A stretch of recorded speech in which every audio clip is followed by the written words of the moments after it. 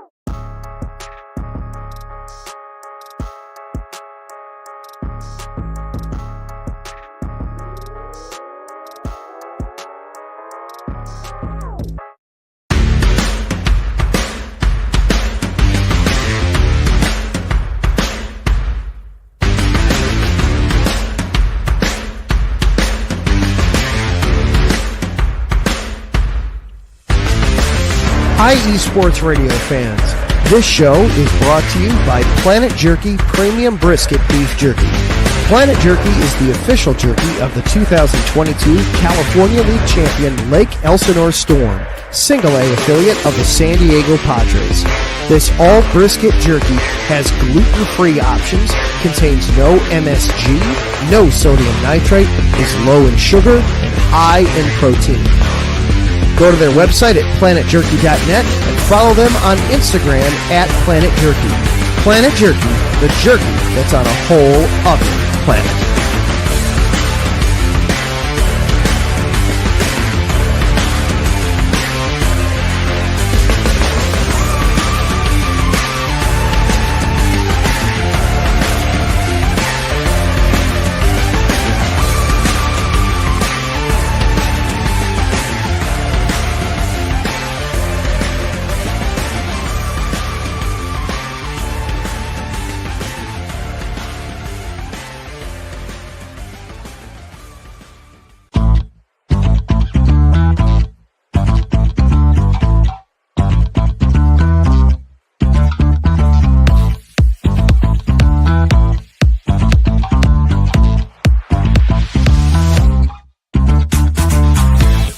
Hey there, IE Sports Radio fans. Be sure to check out our sponsor, Seal the Deal Wax Seals by Cecilia B.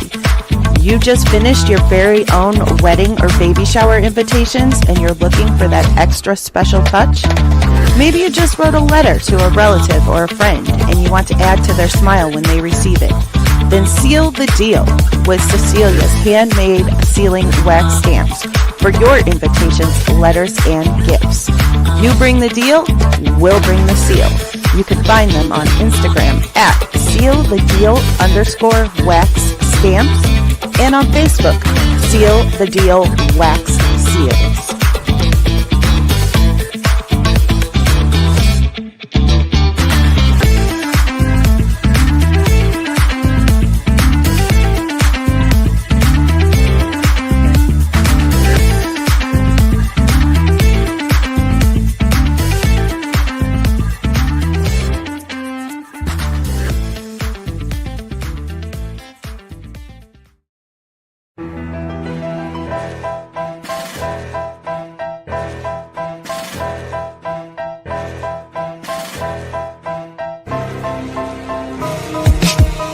For the last 10 years, IE Sports Radio has been bringing you amazing content ranging from interviewing legendary athletes, coaches, and other authorized media personnel to building tailor-made shows dedicated to all major sports cities around the country.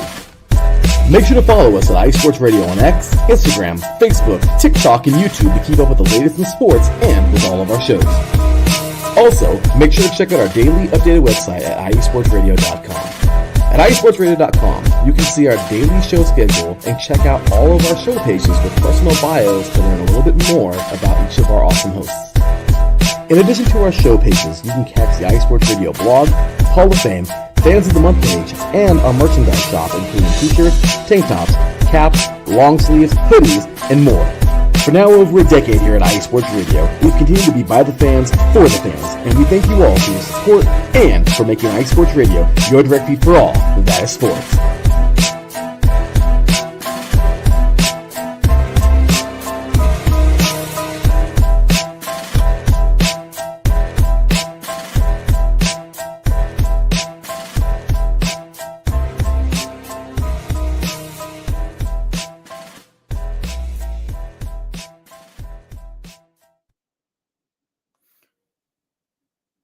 All right, guys, welcome back to Gritsville, USA, right here on IE Sports Radio, your direct feed for all that is sports. Again, my name is Christian Harvey, and I'm once again excited to be doing it. This is my second show with IE Sports. Again, shout out Larry, shout out IE Sports for once again giving me this opportunity to discuss what I'm most passionate about, which is sports all across the state of Michigan, especially my Detroit Lions, which is who we are about to be getting into right here. Make sure you give us a follow on Twitter, X, whatever you call it, Instagram, Facebook, TikTok, and YouTube at IE Sports Radio, iesportsradio.com. You can follow the link here for my Gritsville USA show. We have plenty of other great shows as well. The show is also available on Apple Podcasts, Breaker, Spotify, iHeartRadio, Google Podcasts, Amazon Music, and Audible. Basically anywhere where you can catch your podcasts. Now, obviously, as you can tell by what I'm wearing, we're going to be jumping right into our Detroit Lions here. Yesterday was the Thanksgiving Classic. I believe we're 90 plus years into the Thanksgiving game. We started that tradition. That's ours. Thanksgiving's our day. And before, it used to be a time where, we got to watch the Lions playing Thanksgiving, and it's the only game on TV. But now, the roles kind of reversed, where now the Lions are much watched TV. The Cowboys, who are the posers of Thanksgiving, are now the team that nobody really wants to watch. But that's besides the point. Yesterday for me was a particularly special moment. I got to go to the Thanksgiving game yesterday, and it was a tremendous time. It was my first Lions home game in 5 years since the season opener back in 2019 against the Chargers. I've been to a couple away games since then, but haven't been able to make it back to Ford Field all until yesterday. And let me tell you, the vibe was completely different. It was everything that, as a fan growing up, every time that I've gone to Ford Field for games growing up, the environment was everything that I wanted. Everything I wanted in a game day experience. Packed. Definitely packed. Took a while to, almost feel like kind of to refamiliarize myself in a way with how Ford Field is, because you're not really used to just mobs of people being in there. And I went with my family, with my mom, my dad, my brother, went with my fiance as well. It was my fiance's first ever game, so I'm glad she got that experience as well. But man, we got there early. Gates opened at 10 a.m. We were there already at 9, and Brush Street right along Fort Field was packed. It was beyond packed. And we were, luckily it was pretty mild for Thanksgiving. I say it was mild as, it was 33 degrees and windy, but I feel like in November it could be a lot worse. We got inside, got to take advantage of going down by the field to see some of the players warm up. Got to go to the team store, which, it was like a Walt Disney Resort attraction, you would think, by how packed and chaotic it was in there. But overall, it was a great experience.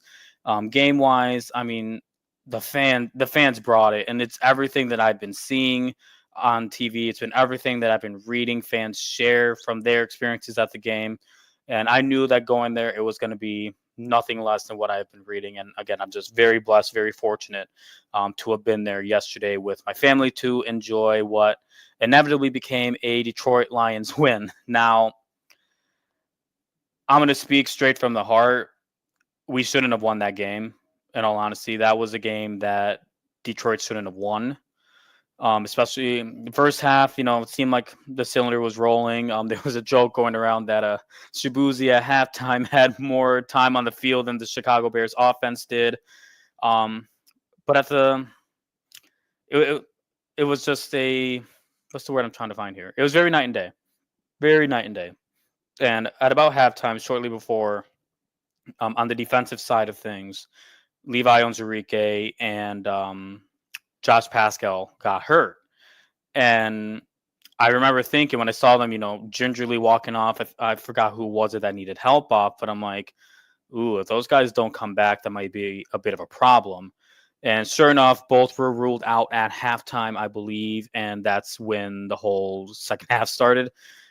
Chicago got up and down the field way too easily. We were very fortunate to at least gotten that second touchdown by Laporta in the second half.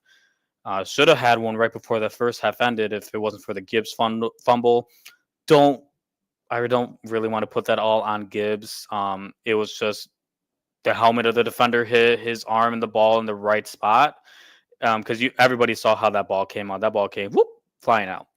So don't really want to put too much blame on Gibbs for that one. But again, with the second half, very fortunate to get that one touchdown because that was the only points we scored in the second half. Chicago put up a fight, and let me tell you that last drive, that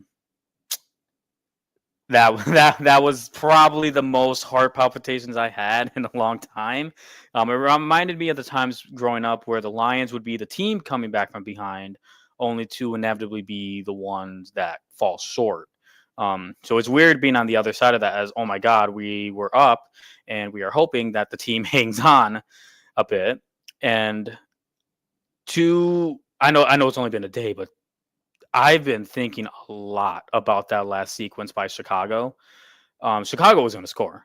They were going to score. Either it was going to be by a field goal or they were going to get a touchdown of sorts. I just felt it coming.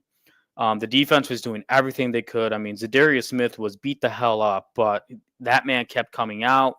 He and DJ Reader and Muhammad just kept applying pressure to Williams. We managed to get them backed up. I believe it was a 3rd and 22, 3rd and 24, somewhere around that range. And then came the last 30 seconds of the game, which I've never seen anything like it. And for us in the stadium, I know later that day I went back and I watched the television broadcast, and I felt like that was even more wild to watch then. But in the stadium, you see the clock. Everybody knows that Chicago has one timeout left.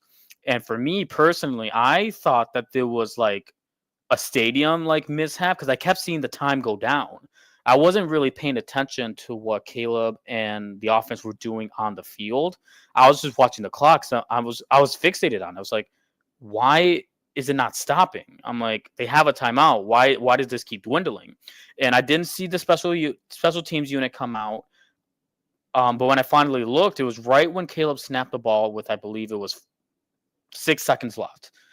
And then I saw that ball sail. And I think he was throwing it to Rome Odunze. And I thought Rome had it. From my angle, from where we were seated, it looked like, oh my God, he's about to catch this thing. And then he didn't. It sailed over him. The ball hit the ground.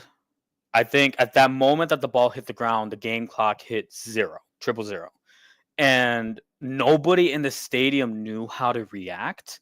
We didn't know if we should celebrate. We didn't know if that was something that, like, is this gonna come back? Like, there was a lot of questions that I had. I didn't see a flag, but I'm just waiting for the inevitable flag call because, again, I thought something was wrong because Chicago had that timeout and it wasn't used.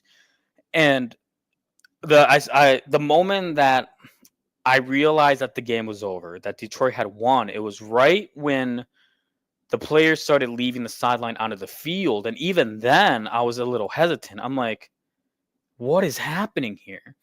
And then all of a sudden, the screen started showing Lions win. More players kept flooding the field, and that's when I was finally able to properly celebrate and everything. But it was just the most bizarre ending to a game that I have watched, especially in Detroit Lions history. Because again, Detroit would usually typically in the past, be on the other side of that. We would be the ones not calling a timeout. We would be the ones throwing it. Again, Matt Eberflus was an idiot. And I kind of felt bad for him today because I know they let him have that press conference, and then 2 hours later they just cut him loose. I don't know what that's all about, but I'll let Adam talk about that on our sister show out in Chicago. But nonetheless, it was a phenomenal game. And my brother, he said it best. He was like, because that was his first ever game. He said, I'm glad that it was a close one as opposed to it being a blowout, because he's like, I felt like I would have been bored during the blowout. And I agree with that. Because at halftime, that's definitely what it looked like what was going to happen. So I'm glad that Chicago put up a bit of a fight. I probably wouldn't be saying that if the result ended differently. But I'm glad they put up a fight, gave us a good game, gave me a heart attack almost at the age of 28 or 27. I don't even know my own age. I'm still thinking about that game. Damn. But some additional notes from the game. Goff finished 21 for 34, 221 yards, 2 touchdowns, both of which were to Sam Laporta. Pretty good game by Goff. Standard game, I'd say, kind of the average Jared Goff game, not too much. No turnovers from him. Monty finished 21 attempts for 88 yards, 3 for 36 receiving. Gibbs was 9 attempts for 87 yards, including that fumble that he had, 2 for 17 receiving. Again, I don't want to place too much blame on Gibbs for that fumble. I just thought, even watching it in person and then later watching the replay of it, it was just a freak thing that happened. Helmet hit his arm just in the right spot. And usually when I see balls kind of go flying up in the air like that, the way I see it, it's more of a freak thing than just, Gibbs dropping the ball or anything. Again, Laporta finished with only 6 yards, but two touchdowns. Basically the only 2 offensive touchdowns we had in the game. St. Brown finished 5 for 73. JMO was 5 for 28. And then, he was put in the doghouse at the end there with that unsportsmanlike penalty when he threw the ball right at Stevenson's face on the sideline. Now, let me tell you, I laughed when that happened. I really laughed. I thought that was hysterical. I saw it happening on the sideline. Then I saw the flag came in, and I was like, oh, okay, well, that sucks. Because we had a drive going. We desperately needed points at that moment. And that cost us. We were pushed back. And then I think, if I'm not mistaken, that led to Jake Bates missing, I believe, his first field goal of the season. And that put us in a pretty dire spot as we finished with only 23 for the afternoon. DJ Reader was consensusly the player of the game. He had 4 tackles, 2 of which were for loss. 2 sacks, 3 quarterback hits. He really brought it. Zadarius Smith also had 1.5 sacks, including the very crucial one that happened right before the Chicago Bear debacle. That pushed them way back, and I think that also led to what happened between Caleb and Eberflus. Again, I'll let Adam talk about that. 8 pressures, which was huge from Zadarius Smith. And you kind of saw Caleb kind of throughout the game. Whenever Zadarius was bringing it, he definitely struggled a bit. The 8 pressures were the most since Aiden Hutchinson was still playing. Now, the one thing I do need to talk about with these Lions are the injuries, especially on the defensive side of the ball. It's getting pretty bad. It's getting pretty bad. Like I had mentioned, Onzarike and Pascal were out at halftime, which again I believe helped lead Chicago to providing that comeback. Pascal, I believe they said it's not a long-term thing. Some rehab will be needed, but I'm not positive he's going to be playing in the Green Bay game next Thursday. The big one that happened yesterday, though, was losing Malcolm Rodriguez, torn ACL. Absolutely brutal for him. He's low-key one of my favorite players on the defensive side of the ball. He stepped up a lot since the Anzalone injury, but that linebacker core that we had took just a major hit. Jack Campbell's the only one that's basically left. from our core linebacker group that we began with at the beginning of the season. You know, we lost Derek Barnes in the Rams game. We lost Anzalone for probably the rest of the regular season. He'll probably be back for the playoffs. But we lost him for the regular season. And then now we lost Rodriguez for sometime next season. I don't even think he'll be ready by the time the new season rolls around. Maybe, you know, players are coming back quicker from ACL injuries, but that was just a tough blow. Zadarius, you could tell he was hurting really bad. Full credit to that man. I would see him go out onto the sideline, and then a couple plays later he'd be back in, and that was pretty consistent all in that especially the last drive from Chicago. I would see him get hurt, he'd go off, he'd be helped off, and then all of a sudden I see 99 coming back in, and that man's just a dog. He is a dog. Because again, I don't think that game would have been won, or at least not won in regulation, if it wasn't for quite literally that last sack that he had. He was kind of pushed into it, but you know, he gets the credit for the sack. So I know that he's banged up a bit. I know Mekhi Wingo, who was replacing Ozurike, he got banged up from what I heard. I didn't even notice him go off off the field. But Lions are in trouble. They are definitely in trouble with the injuries. I know that they earlier this morning, and this was shortly after the Rodriguez injury was revealed. I thought it was okay, wow, they're working pretty fast. They signed Quan Alexander off the Broncos practice squad.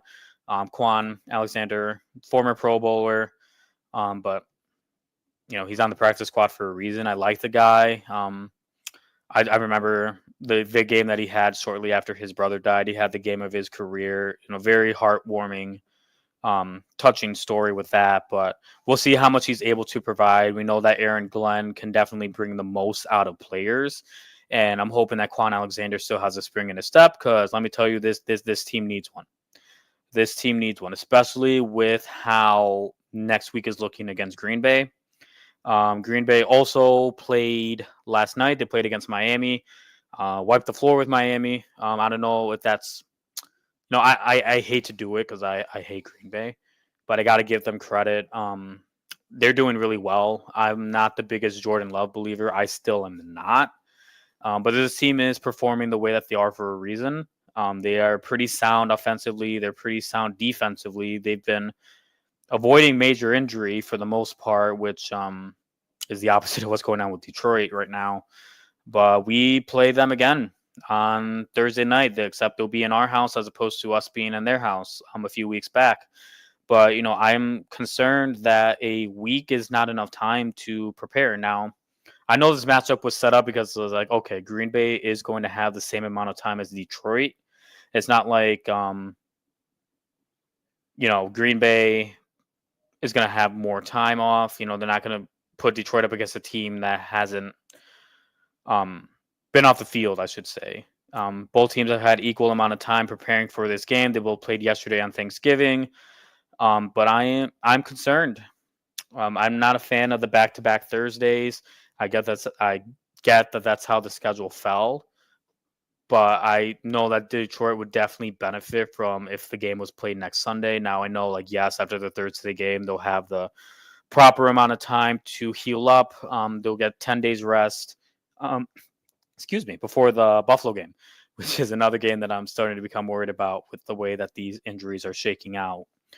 I think next week, I know I mentioned last show that the optimist in me thinks this team can definitely finish the season 16-1. The realist in me is like, no, we got a couple losses coming. I believe that one of those losses will be coming next Thursday. I hope I'm wrong. Don't get me wrong. I'm not trying to be negative on this team. This team has proved to me time and time again they can find a way to win. But these defensive injuries are starting to become a bit much. Again, if I know that in football, 3 days makes a huge difference. I think they would benefit from those extra 3 days if they had them. They don't.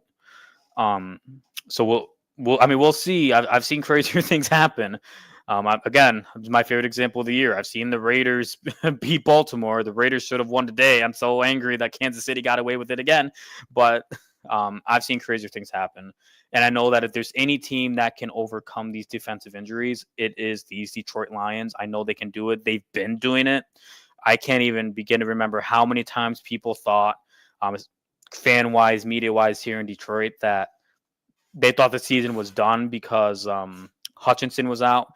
There were people even this past week that was thinking that we were going to lose on Thursday because we didn't have Carlton Davis or Taylor Decker. I kept seeing, 10-2 win coming. I'm like, the game hasn't even happened. And yes, I understand that it was close yesterday. We won because of Chicago, what I believe was Chicago's mismanagement. But I'm not ready to write it off now. I'm saying I think they will lose. I'm not saying they're going to. I'm saying I think. There's a difference between I think and, they're definitely going to lose. I think they will. That doesn't mean it's going to happen. Again, they have proven me wrong a lot of time. I just saw Larry comment, I hate my Raiders. Listen, man, I have a Raiders t-shirt. I put that thing on as like, my workout shirt when I do work out.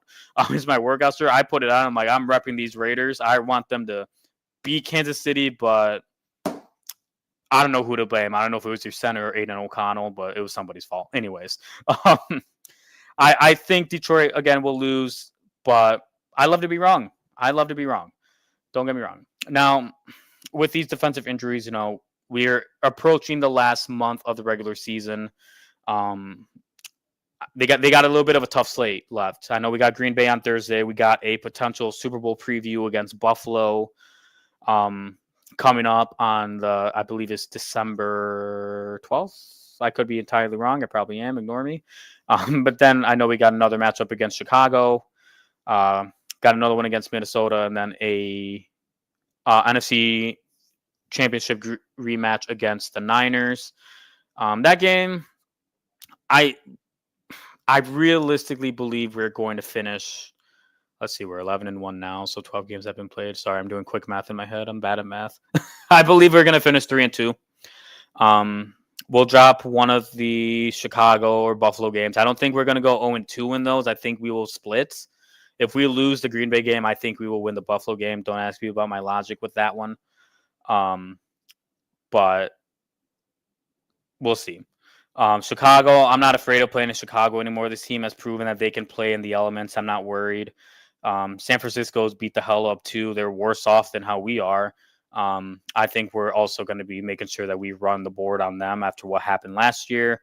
And I'm not worried about Minnesota. I believe Minnesota are the biggest frauds in football other than Kansas City. So I'm not worried about them at all either.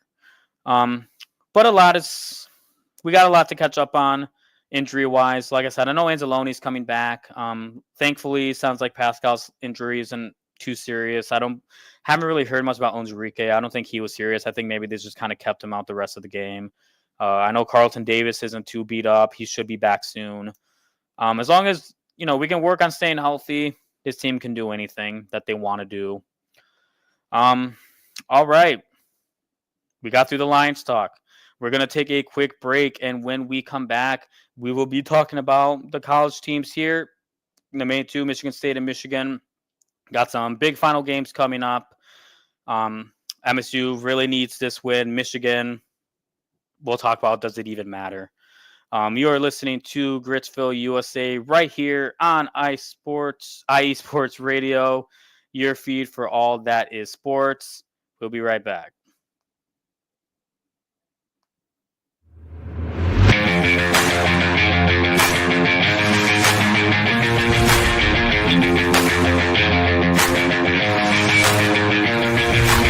What's happening, sports fans? Are you a fan of Southern California sports? Are you looking for a show hotter than a hot summer day in California? Then look no further than the SoCal Supreme Sports Show, where I talk about all things Southern California sports. That's right, all sports teams from Southern California. From the hard-hitting tackles of the NFL, to the killer crossovers and big three-pointers of the NBA and WNBA, to the grand slams of the MLB, to the bone-chilling goals of the NHL, and to the booming kicks of the MLS. The SoCal Supreme Sports Show has it all for you. Oh, and let us not forget about the college sports as well. So join me, Taryn Rodriguez, every week here on IE Sports Radio, your direct feed for all that is sports.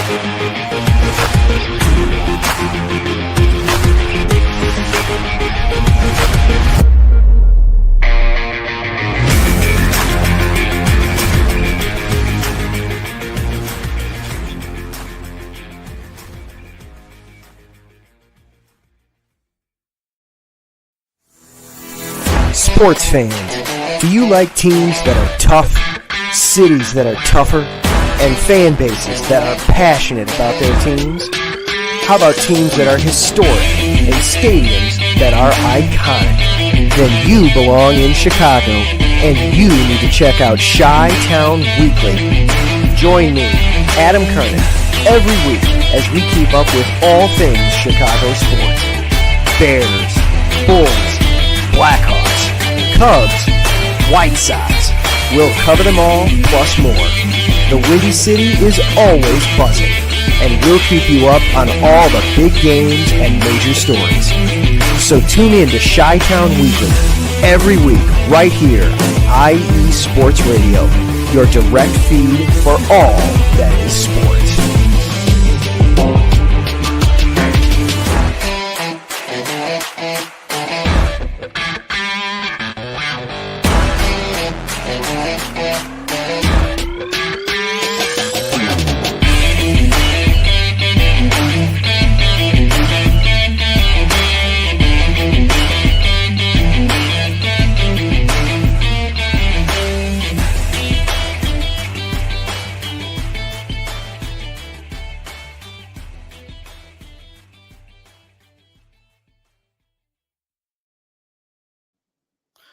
All right, welcome back to Gritsville, USA, right here on IE Sports Radio, your direct feed for all that is sports.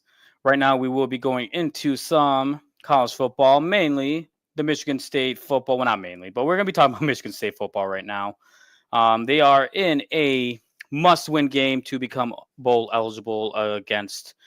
I was going to say like a city before Rutgers, but the Rutgers Scarlet Knights. I hate to say it. I know my dad's an MSU fan because my stepsister went to MSU. It ain't gonna happen. They're not gonna beat Rutgers. They barely got away from Purdue, and Purdue is pretty awful. I believe they only had the one win this year. I don't even know who it was against. I feel bad for whoever they beat. It's not happening. I just don't see it. And it falls in line with what I thought MSU was going to do this year anyways. You know, it was their first year under new coach Jonathan Smith. 5-7 isn't bad for a first year. I honestly, that was, I think, about one or two more wins more than what I had them happening. So, hold your head up high with that. But they could be surprising too. If they beat Rutgers, they can, good job. You made the Quick Lane Bowl. Or whatever it's called now. I still think it's the Quick Lane Bowl up in Ford Field. I just don't see it though. Aiden Childs, it's mainly going to rest on his shoulders. Is Aiden Childs going to be able to be clean in the game? Now, if I'm not mistaken, yes, I don't believe he had any turnovers in the game against Purdue, which was major. That might have been his first game without any turnovers. But this game in particular is going to rest on him because we know that Rutgers can score. Rutgers is pretty decent this year. And it's going to be all on him. That's all I can say about Michigan State football. We'll see if they can do it. If not, they'll be better next year for sure. I think this year for them, it was a lot of growing pains with Jonathan Smith as well. You can see that, college out west in the Pac-12, especially, for Oregon State football, it's not the same as here. You saw what happened in the game against U of M. He didn't realize how serious that was. I think he understands now, like, Midwest football is different, especially in the Big Ten. People like to poke at the Big Ten, especially all you SECers out there. No, Big Ten football is it's old school football. It is definitely old school football. It's not high. It's not explosive unless you're Oregon now. But it's mean football. And I think that was a pretty big smack in the face to him. And even then, he still led this program to 5 wins. But we will have to see what they do with the transfer portal. They got to throw out some NIL money in order to keep some of the players they have. I know Nick Marsh is being talked about quite a bit. I don't know if the rumors of him going to U of M if it's real. But the Board of Regents, whoever, they got to shell some money out, or else Michigan State football is going to be stuck in purgatory for a long time. Doesn't matter who your coach is. They got to shell some money out 100% of the way. Now, again, I believe that they could definitely win the game tomorrow. I don't foresee it, but hey, as we all know, I like to be wrong about things. I don't mind being wrong, to be honest. I'm all for it. Now let's move on to the big one tomorrow. Big one tomorrow. Michigan football. Michigan Ohio State. The game. The game. Now this year it's a bit different. It's a bit different. Michigan is barely, well, not barely. They wiped the doors off, blew the doors off of Northwestern last week. In a way that I didn't expect. I didn't think the Northwestern game was going to be close, but I surely didn't anticipate a 50-piece coming against Northwestern. I just think right now there is a bit of excitement around the team. Like, I understand this team has so many seniors that aren't coming back. They'll be going to the league or, I don't know, becoming real estate agents or something. But there's a bit of an aura around the team again now, especially since they have Bryce Underwood. And the main question that is probably across a lot of MS or U of M fans right now is, do you even care if you lose against Ohio State, or is the pride still there? Because here's the thing. Michigan fans, you guys got your title. Whether you want to still fight the legitimacy of it against other people or just be like, F it, it's ours, doesn't matter. Do you care? Do you care if OSU wins, or is it we're on to Bryce Underwood, the other guys that are coming here and beyond? I know me as somebody who slightly cares about Michigan football. Doesn't matter. I don't think tomorrow is going to matter whatsoever in the grand scheme of things, because I'm on the same boat. We got the title. I don't care if OSU wants to be happy, like, haha, we got you back. Well, guess what? We whooped your ass 3 years in a row. Cool. Davis Warren's our quarterback. Or Alex Orji. I don't know who they're going to put in tomorrow. It's probably Warren. Cool. Good job. You beat Davis Warren.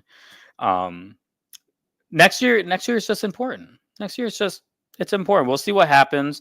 Bryce Underwood, obviously, local kid, number 1 recruit in the entire country, swayed him from LSU. Now I don't know if he's just going to come out and say it, but let's be real. When you're getting offered $10 million plus in NIL money, yeah, you're not going to turn that down. Although I do believe Brian Kelly has something to do with that, because LSU is a dumpster fire. But if you're just looking strictly at the game, if you're one of the people like, no, I want to beat OSU, my pride is way too strong from that. Do you believe that you have a chance to beat Ohio State? I don't think so. I don't think so. And I don't think that even Ohio State's even that good this year. Now, I know that they only have the one loss. Cool. They're, in my eyes, they're the Kansas City Chiefs of college football. I think they're frauds.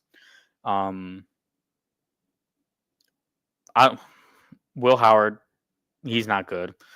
The receivers are outstanding. Don't get me wrong. Jeremiah Smith, Egbuka's tremendous. Their running backs, at least Henderson's pretty good. Judkins, defensively, I think they're all right. It's just going to be a matter. Tomorrow's game is going to be a matter of, is the Michigan of Northwestern against Northwestern going to show up, or is the Michigan the rest of the season going to show up? And I really think it's going to be the Michigan of the rest of the season.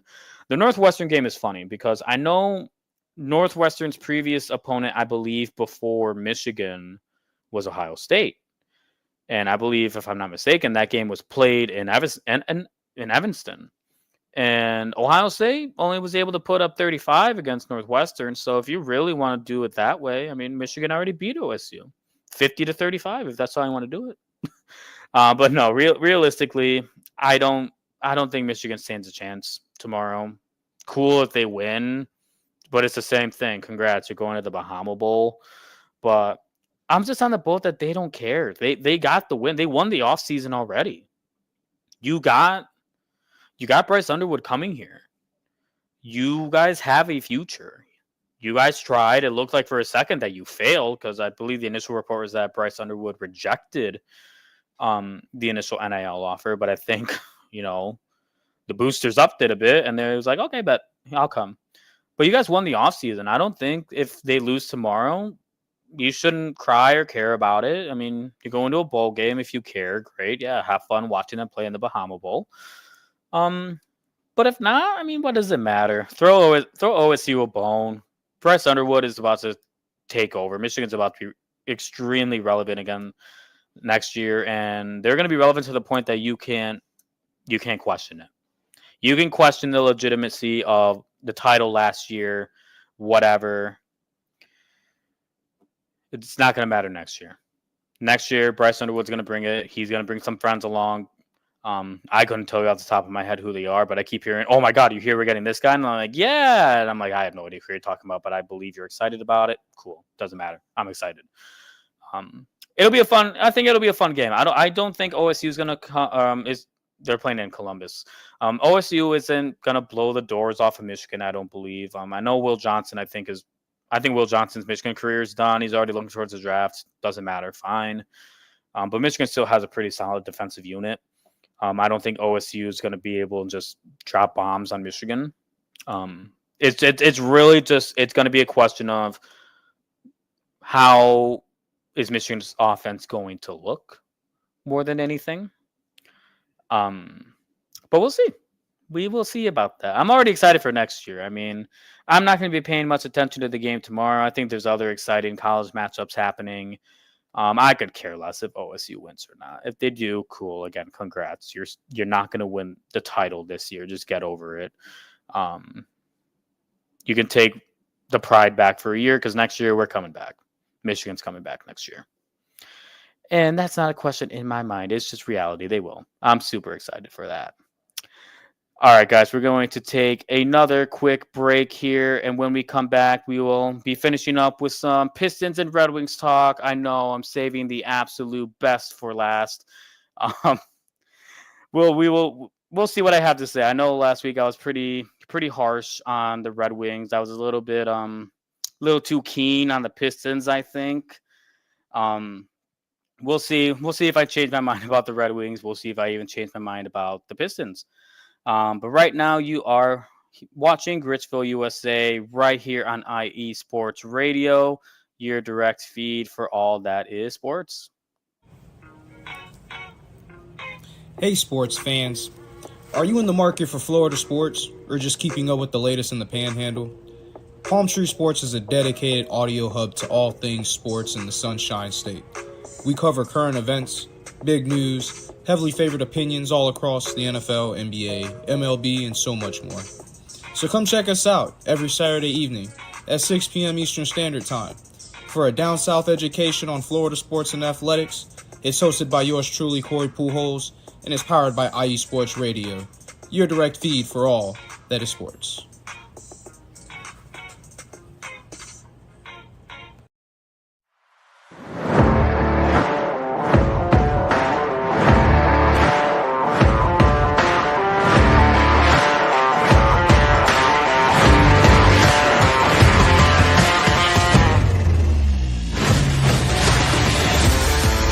The light is red, the kids are in bed, which means it is time for Mile High Musings with me, Aaron Yowell, right here on IE Sports Radio, your direct feed for all that is sports.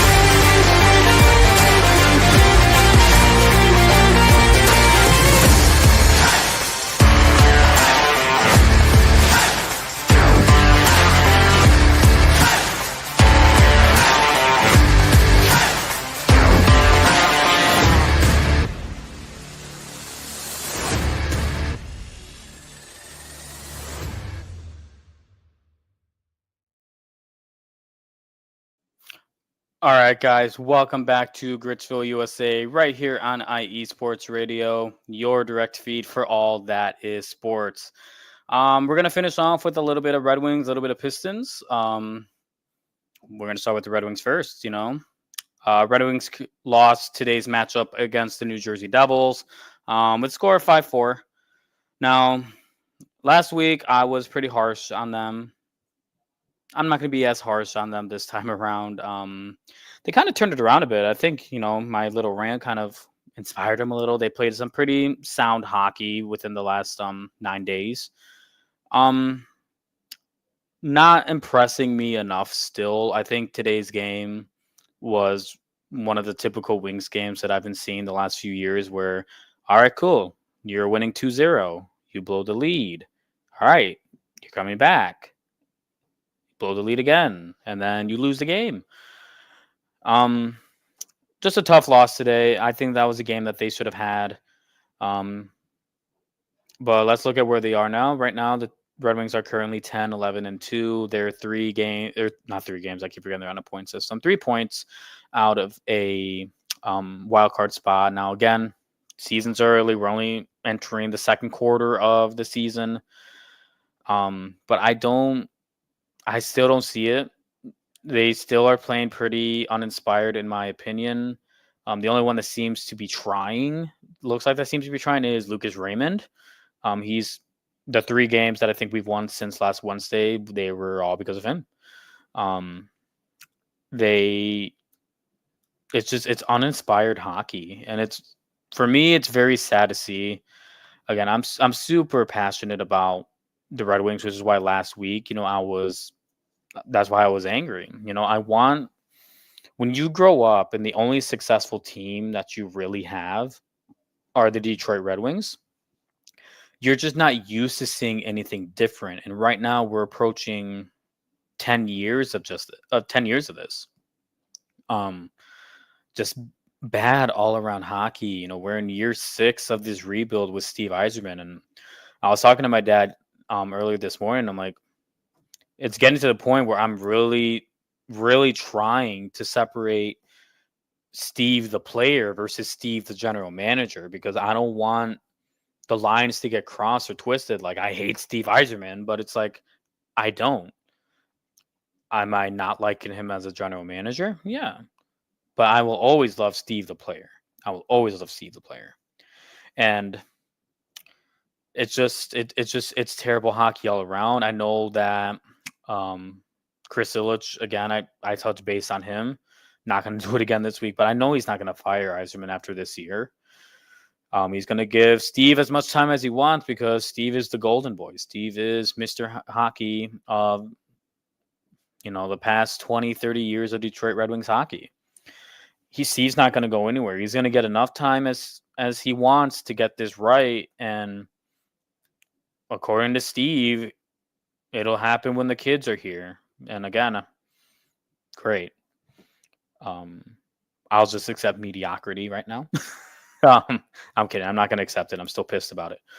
But who knows? Last year, they went on a cute little run to barely miss the playoffs. We'll see if they got one in them. Again, it's going to take something big to spark this team around.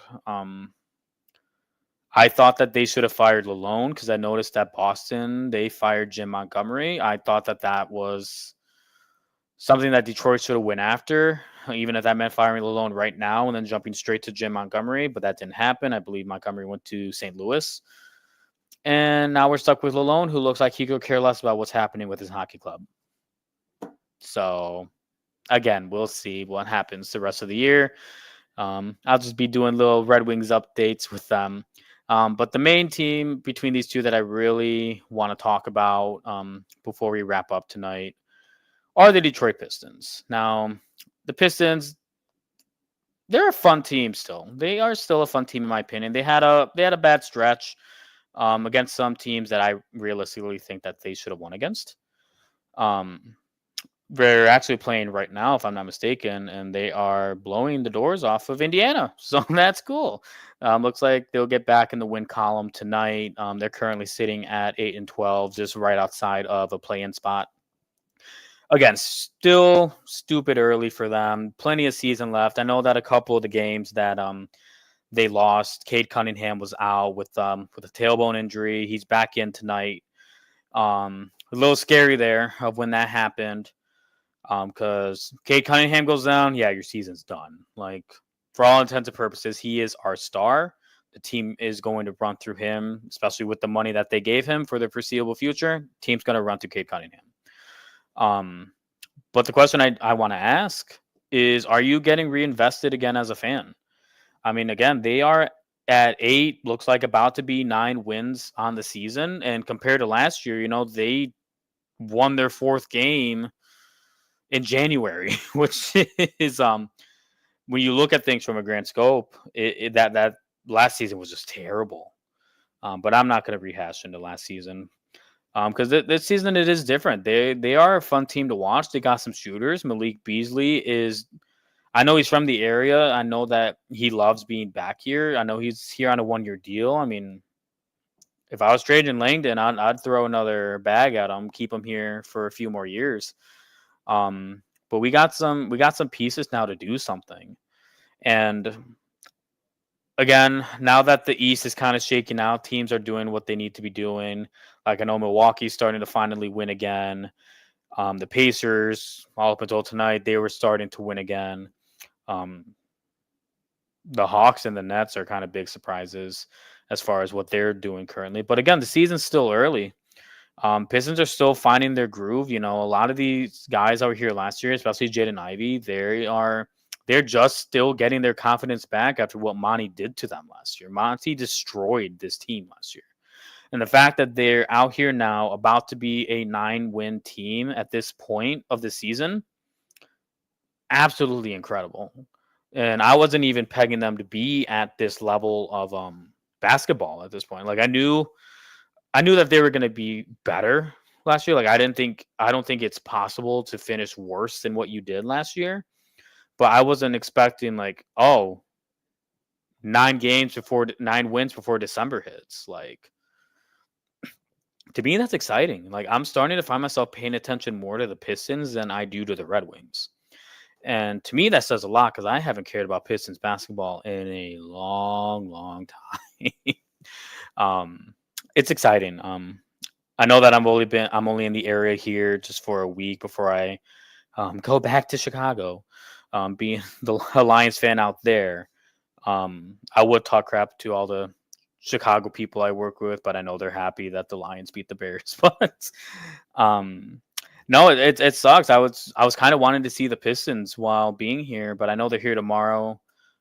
They're playing at home tomorrow. I don't remember against who. I think it's actually Philadelphia, but I just don't have the time to do that. So, but they keep doing this. I know they'll be in Chicago for back-to-back games over there. Wouldn't mind going down to the United Center to catching some Pistons Bulls basketball. Bulls are doing pretty decent as well. I believe they actually have the same record as the Pistons right now. So that'll be definitely an exciting watch. I'm happy. I'm happy for this team. I'm happy for players like Cade Cunningham. Happy for players like Jaden Ivey. Again, I touched on it just a few seconds ago, but Ivey's confidence was just manhandled. I for sure thought I'm like he's not going to be here next year. I thought that they were going to trade him away even after they fired Monty. I thought I don't think he wants to be here anymore. But no, he's here and he ramped up.